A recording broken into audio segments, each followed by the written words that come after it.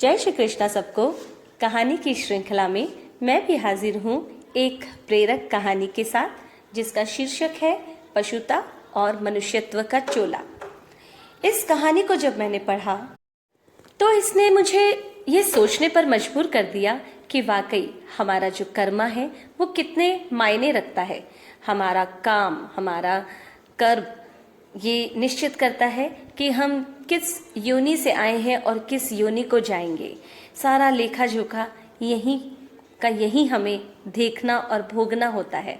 बहुत ही खूबसूरत कहानी है और एक बार मैं कहती हूँ अपने जीवन में हर मनुष्य को इस बारे में सोचना चाहिए, कुछ भी करने से पहले, कुछ भी कहने से पहले, कि अगर हम जो कर रहे हैं वो हमारी छाप छोड़ता है, हमारी एक छवि बनाता है और हमारा जो कर्म है वो निश्चित करता है कि हमारे इस जन्म का प्रतिफल हमें इसी जन्म में मिलेगा या अगले जन्म तक भी हमें इसे भोगना होगा, किस रूप में ये हमें फलीभूत होगा। तो आइए सुनते हैं कहानी पशुता और मनुष्यत्व का चोला। एक दरिद्र ब्राह्मण यात्रा करते करते किसी नगर से गुजरा। बड़े बड़े महल और अट्टालिकाओं को देखकर ब्राह्मण भिक्षा मांगने गया, किंतु किसी ने भी उसे 2 मुट्ठी अन्न तक न दिया। आखिर दोपहर हो गई। ब्राह्मण दुखी हुआ और अपने भाग्य को कोसता हुआ जा रहा था। कैसा मेरा दुर्भाग्य है, इतने बड़े नगर में मुझे खाने के लिए 2 मुट्ठी अन्न तक न मिला, रोटी बनाकर खाने के लिए 2 मुट्ठी आटा तक न मिला। इतने में एक सिद्ध संत की निगाह उन पर पड़ी और उन्होंने ब्राह्मण की बड़बड़ाहट सुन ली। वे बड़े पहुँचे हुए संत थे। उन्होंने कहा, हे दरिद्र ब्राह्मण, तुम मनुष्य से भिक्षा मांगो, पशु क्या जाने भिक्षा देना भला। ब्राह्मण दंग रह गया और कहने लगा, हे महात्मन, आप क्या कह रहे हैं? बड़ी बड़ी अट्टालिकाओं में रहने वाले मनुष्य से ही तो मैंने भिक्षा मांगी है। महात्मा बोले, नहीं नहीं ब्राह्मण, मनुष्य शरीर में दिखने वाले वे लोग भीतर से मनुष्य नहीं हैं। अभी भी वे पिछले जन्म के हिसाब से ही जी रहे हैं। कोई शेर की योनि से आया है तो कोई कुत्ते की योनि से आया है, कोई हिरण की योनि से तो कोई गाय भैंस की योनि से आया है। उनकी आकृति मानव शरीर की जरूर है, किंतु अभी तक उनमें मनुष्यत्व निखरा नहीं है, और जब तक मनुष्यत्व नहीं निखरता तब तक दूसरे मनुष्य की पीड़ा का एहसास नहीं होता, पता नहीं चलता। दूसरे में भी मेरा प्रभु ही है, यह ज्ञान नहीं होता। तुमने मनुष्यों से नहीं, पशुओं से भिक्षा मांगी है। ब्राह्मण का चेहरा दुख और निराशा से भरा था। सिद्ध पुरुष तो दूरदृष्टि के धनी होते हैं। उन्होंने कहा, देख ब्राह्मण, मैं तुझे यह चश्मा देता हूँ, इस चश्मे को पहन कर जा और कोई भी मनुष्य दिखे उससे भिक्षा मांग, फिर देख क्या होता है।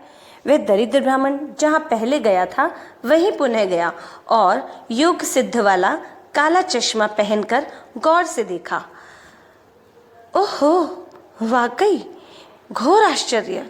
कोई कुत्ता है तो कोई बिल्ली है, कोई बघेरा है तो कोई सियार है। आकृति तो मनुष्य की है, किंतु संस्कार पशुओं के हैं। मनुष्य होने पर भी मनुष्यत्व के संस्कार नहीं हैं। घूमते घूमते वह ब्राह्मण थोड़ा सा आगे गया तो देखा कि एक मोची जूते सिल रहा है। ब्राह्मण ने उसे गौर से देखा तो उसमें मनुष्यत्व का निखार पाया। ब्राह्मण ने उसके पास जाकर कहा, भाई, तेरा धंधा तो बहुत हल्का है और मैं हूँ ब्राह्मण। रीति रिवाज एवं कर्म कांड को बड़ी चुस्ती से पालता हूँ। मुझे बड़ी भूख लगी है, इसलिए मैं तुझसे मांगता हूँ, क्योंकि मुझे तुझ में मनुष्यत्व दिखा है। उस मोची की आंखों से टप टप आंसू बरसने लगे। वो बोला, हे प्रभु, आप भूखे हैं? हे मेरे भगवान, आप भूखे हैं? इतनी देर आप कहाँ थे? यह कहकर मोची उठा और जूते सिलकर टका, आना, 2 आना वगैरह जो इकट्ठे किए थे उस चिल्लर रेज़गाड़ी को लेकर हलवाई की दुकान पर पहुंचा और बोला, हलवाई भाई, मेरे इन भूखे भगवान की सेवा कर लो। ये चिल्लर यहाँ रखता हूँ, जो कुछ भी सब्जी, पराठे, पूरी आदि दे सकते हो वह इन्हें दे दो। मैं अभी जाता हूँ और जल्दी ही आता हूँ। यह कहकर मोची भागा। घर जाकर अपने हाथ से बनाई हुई एक जोड़ी जूती ले आया और चौराहे पर उसे बेचने के लिए खड़ा हो गया। उस राज्य का राजा जूतियों का बड़ा शौकीन था। उस दिन भी उसने कई तरह की जूतियां पहनी, किंतु किसी की बनावट उसे पसंद नहीं आई तो किसी का नाप नहीं आया। 2-5 बार प्रयत्न करने पर भी राजा को कोई पसंद नहीं आई तो मंत्री से क्रुद्ध होकर बोला, अगर इस बार ढंग की जूती लाए तो जूती वाले को इनाम दूंगा और ठीक नहीं लाए तो मंत्री के बच्चे तेरी खबर ले लूंगा। देवयोग से मंत्री की नज़र इस मोची के रूप में खड़े असली मानव पर पड़ गई, जिसमें मानवता खिली थी, जिसकी आंखों में कुछ प्रेम के भाव थे, चित्त में दया करुणा थी, ब्राह्मण के संग का थोड़ा रंग लगा था। मंत्री ने मोची से जूती ले ली और राजा के पास ले गया। राजा को वह जूती एकदम फिट आ गई, मानो वह जूती राजा के नाप की ही बनी थी। राजा ने कहा, ऐसी जूती तो मैंने पहली बार ही पहनी है, किस मोची ने बनाई है ये जूती? मंत्री बोला, हुजूर, यह मोची बाहर ही खड़ा है। मोची को बुलाया गया। उसको देखकर राजा की भी मानवता थोड़ी खिली। राजा ने कहा, जूती के तो 5 रुपए होते हैं, किंतु यह 5 रुपयों वाली नहीं, 500 रुपयों वाली जूती है। जूती बनाने वाले को 500 और जूती के 500, कुल 1000 रुपये इसे इनाम में दे दो। मोची बोला, राजा जी तनिक ठहरिए, जूती मेरी नहीं है, जिसकी है उसे मैं अभी ले आता हूँ। मोची जाकर विनय पूर्वक उस ब्राह्मण को राजा के पास ले आया और राजा से बोला, राजा जी यह जूती इन्हीं की है। राजा को आश्चर्य हुआ।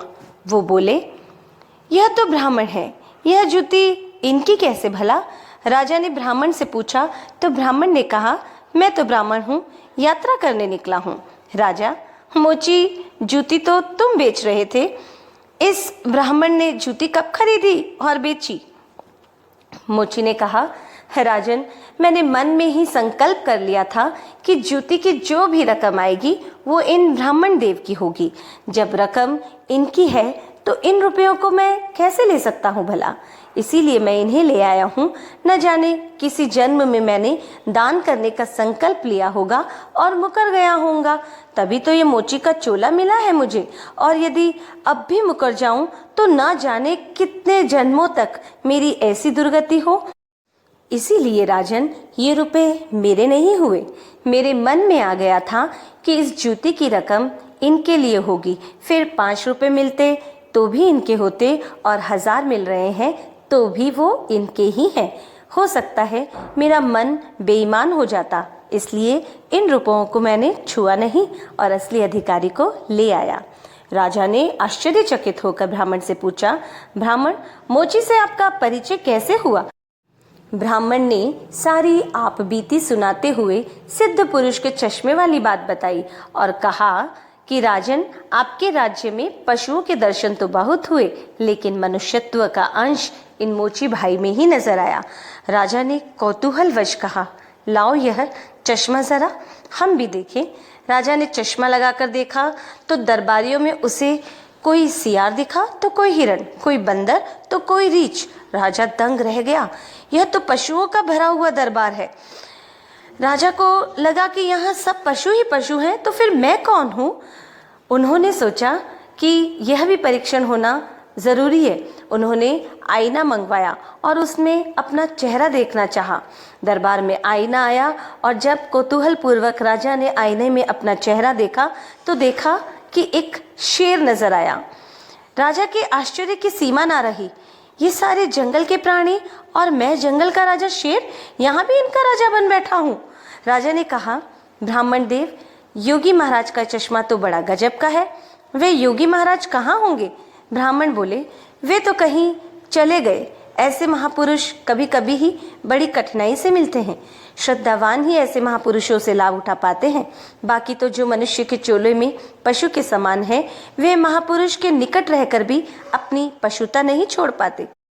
ब्राह्मण ने आगे कहा, राजन, अब तो बिना चश्मे के भी मनुष्यत्व को परखा जा सकता है।